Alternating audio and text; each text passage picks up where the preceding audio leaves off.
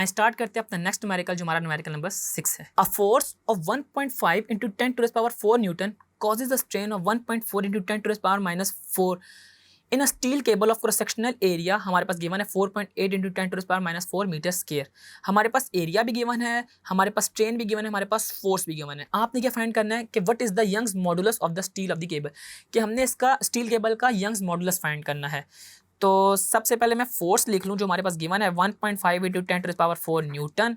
इसके अलावा हमारे पास स्ट्रेन भी गिवन है, स्ट्रेन हमारे पास गिवन है 1.4 into 10 to the power minus 4 और हमारे पास एरिया गिवन है that is 4.8 into 10 to the power minus 4। ठीक है जी। हमने इसमें यंग्स मॉडुलस फाइंड करना है जो कि है स्ट्रेस ओवर स्ट्रेन, और स्ट्रेस हम लोग कैसे फाइंड करेंगे, फोर्स पर यूनिट एरिया से। तो पहले मैं स्ट्रेस फाइंड आउट कर लेता हूँ।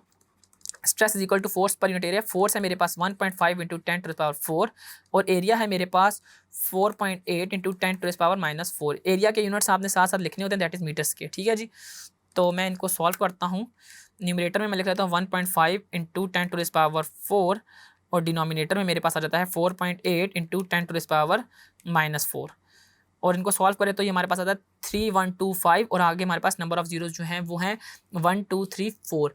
या मैं इसको दूसरे पॉइंट में चेंज करना चाहूँ तो ये हमारे पास बनता है 3 के बाद हमारे पास 7 डिजिट्स है, तो मैं इसको 3.12 इंटू 10 टू द पावर 7 भी लिख सकता हूँ। 3.12 इंटू 10 टू द पावर 7 और स्ट्रेस है तो स्ट्रेस के यूनिट्स हमारे पास क्या होते हैं, न्यूटन पर मीटर स्क्वायर। ठीक है, Newton per metre square because area जो है हमारे पास डिनोमिनेटर में है।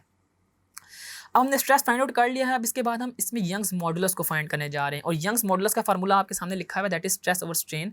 स्ट्रेन हमारे पास ऑलरेडी गिवन था, स्ट्रेस हमने फाइंड आउट कर लिया, तो आए इसकी वैल्यू इसको पुट इन करते हैं। y is equal to stress की वैल्यू हमने निकाली 3.12 इंटू 10 टू द पावर 7 और स्ट्रेन की वैल्यू इसके डिनोमिनेटर में पुट कर देंगे that is 1.4 into 10 to the power minus 4। 1.4 into 10 to the power minus 4। आए इनको भी फाइंड आउट करते हैं कि हमारे न्यूमरेटर में हम इसकी वैल्यू लिख देते हैं जो हमारे हमने फाइंड आउट की थी और डिनोमिनेटर में लिख देते हैं 1.4 into 10 to the power minus 4। तो हमारा आंसर आता है 2.2 into 10 to the power 11 newton per metre square. 2.2 into 10 to the power 11 newton per metre square. ये इसका answer newton per metre square इस वजह से है क्योंकि स्ट्रेन जो है वो डायमेंशन लेस या यूनिट लेस क्वांटिटी है, वो रेशो होती है। तो जो हमारे पास स्ट्रेस के यूनिट होते हैं वही हमारे पास यंग्स मॉडुलस के भी यूनिट होते हैं। तो हमारा जो क्वेश्चन का पहला पार्ट था जिसमें हमने यंग्स मॉडुलस को फाइंड आउट करना था वो हमने फाइंड आउट कर लिया है। अब दूसरे नंबर पे हम इसमें स्ट्रेस स्ट्रेन ग्राफ को अज्यूम करते हुए स्ट्रेन हमारे पास ऑलरेडी गिवन है, हमने इसमें strain energy per unit volume को फाइंड आउट कर लेना है। Strain energy per unit volume का फार्मूला है हमारे पास half of stress into strain. Strain given है, हम इससे पहले स्ट्रेस को फाइंड आउट कर लेंगे। स्ट्रेस हम कैसे निकालेंगे, by using Young's modulus. Young's modulus क्या था हमारे पास, स्ट्रेस ओवर स्ट्रेन, और हमारे पास जो यंग्स मॉडुलस है वो इसमें ऑलरेडी हम निकाला है 2.2 into 10 to the power 11। 2.2 into 10 to the power 11 और स्ट्रेन हमारे पास कितना गिवन है 1 into 10 to the power minus 4। बच्चों ये चीज़ आप याद रखें, जो हमारे पास पिछला स्ट्रेन गिवन था ना उसके ज़रिए हमने उसका स्ट्रेस तो निकाला हुआ था, हमने वो स्ट्रेस में यूज़ नहीं करना। स्ट्रेस में हम नया निकालेंगे जो हमारे पास स्ट्रेन नया गिवन है, और नया स्ट्रेन हमारे पास गिवन है 1 into 10 to the power minus 4। तो हम इसी वजह से स्ट्रेन को इसके साथ मल्टीप्लाई कर रहे होंगे that is 1 into 10 to the power minus 4 और ये मेरे पास स्ट्रेस के इक्वलेंट आ जाएगा। जब मैं इनको आपस में मल्टीप्लाई करता हूँ 1 into 10 to the power minus 4 से, तो मेरे पास इसका आंसर आता है 22321 या इसको हम ऐसे लिख सकते हैं 2.23 इंटू 10 टू द पावर 7। यानी कि मैं स्ट्रेस को ऐसे लिख सकता हूँ 2.23 इंटू 10 टू द पावर 7 और इसके हमारे पास यूनिट्स होंगे न्यूटन पर मीटर स्क्वायर।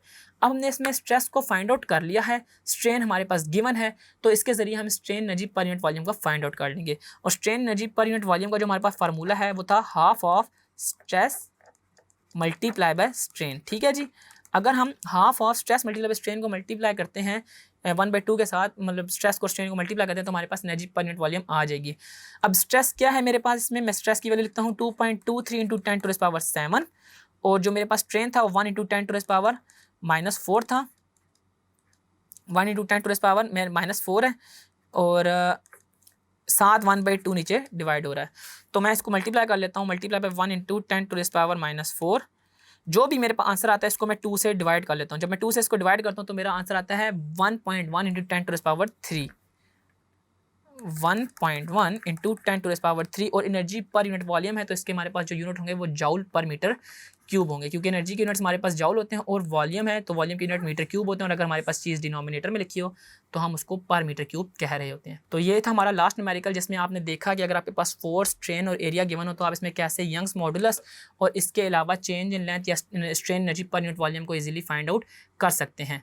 इसी न्यूमेरिकल के साथ हमारे इस चैप्टर के तमाम न्यूमेरिकल कंप्लीट होते हैं, और इन न्यूमेरिकल के कंप्लीट होने के साथ हमारा चैप्टर भी कंप्लीट होता है। आई होप आपको चैप्टर के तमाम कंटेंट अच्छे से समझ आ गए होंगे। अभी तक के लिए इस वीडियो में इतना ही। See you in the next video with a new topic. Until then, this is Ista from tutorial PK.